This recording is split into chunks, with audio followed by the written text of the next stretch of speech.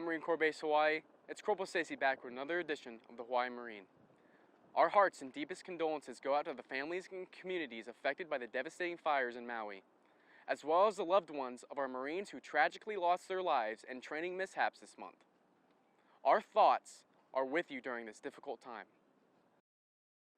At the request of U.S. Army Pacific's Joint Task Force 50 and in accordance with U.S. federal law, our Marines with Marine Aerial Refueler Transport Squadron, VMGR 153, were proud to assist Joint Task Force 50 by transporting personnel and equipment to support the community of Maui in their recovery.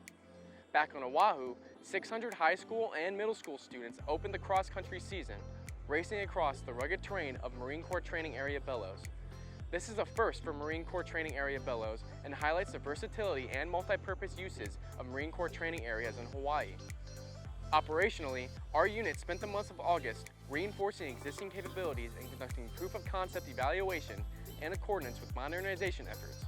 First, our Marines with 3rd Littoral Combat Team, 3rd Marine Littoral Regiment took advantage of MCBH's various training areas during Exercise Palolu Strike.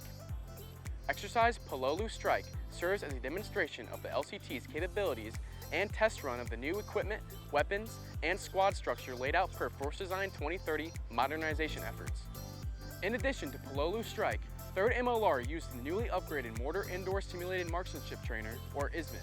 Marcellus Gilmer, the Training Systems Liaison Officer from Marine Corps Systems Command, has more to add.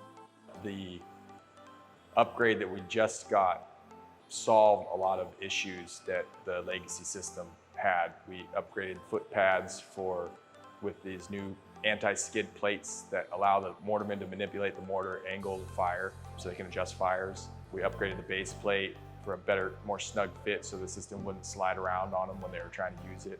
We upgraded a couple other pieces of gear that just made it more reliable. One of them was the contact pins on the back side of the mortars that go down to the tube, and just increase the number of pins so that we'd have less misses, less misconnections, so there's less misfires. Over at the Fuel Pier, Waterfront Operations conducted a fuel pier booming exercise to maintain their fuel spill response proficiency and readiness. As stewards of the Makapu Peninsula, MCBH is prepared to protect the communities and resources of Kaneohe Bay if a material spillage were to ever happen. Amidst these training events, MCBH also sustained our commitment to environmental efforts and community involvement this month. Our Marines with Headquarters Battalion sprayed fire retardant spray at Crater Range MCBH to protect the Ulapau Head Wildlife Management Area from fires and ensure the longevity of our training area. Down at Puloa Range Training Facility, MCBH leadership and range staff met with Milton Garces, Director of Remote Sensing, to discuss and align our efforts toward improving noise mitigation and environmental protection. MCBH's environmental staff met with community leaders and federal and state officials at an Invasive Species Management Town Hall in Waimanalo to contribute and align our efforts toward invasive species prevention, mitigation, and eradication. Down in Eva Beach, Gunner Simser from the Puloa Range Training Facility met with Principal Lynn of Eva Beach Elementary during a curriculum night to sign a formal agreement between Marines of PRTF and Hawaii's Department of Education. These Marines will assist the school and get involved with the community by volunteering at school functions, hosting JROTC events, and coaching the high school air rifle team. Over in Kaneohe, MCBH leadership and environmental staff met with members from Pepe Oahia to mark the first action taken since signing a memorandum of understanding for the co-stewardship of the Nuapia Ponds Wildlife Management Area. Both parties discussed their ideas to improve the wildlife management area, including planting native Hawaiian plants and removing invasive species.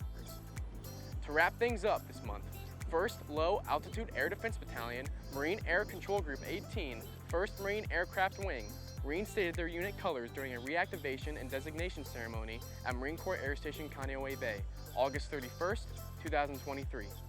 1st LAD will provide mobile, scalable air defense capabilities to the 3rd Marine Expeditionary Force, Joint and Combined Force as a whole.